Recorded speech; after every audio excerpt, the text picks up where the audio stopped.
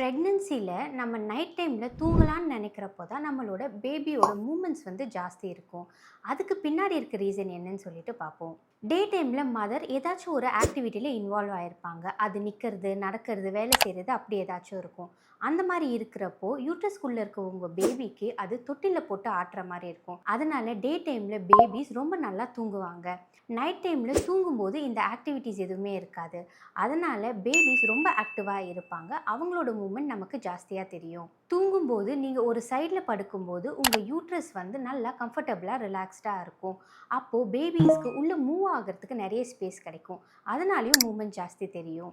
நீங்கள் ஜென்ரலாக சாப்பிட்டு ஒரு 1 to 1.5 hours கழித்து தூங்க போவீங்க. உங்களுக்கு அப்போ ஆக்டிவாக டைஜஷன் நடக்கிறதுனால டைஜஸ்டிவ் சிஸ்டமோட ஸ்டிமுலேஷனும் பேபிஸ்க்கு நிறைய கிடைக்கும். தூங்கும்போது உங்கள் பாடியில் இருக்க ஸ்ட்ரெஸ் ஹார்மோனான கார்டிசாலோட லெவல் ரொம்பவே கம்மியாக இருக்கும்.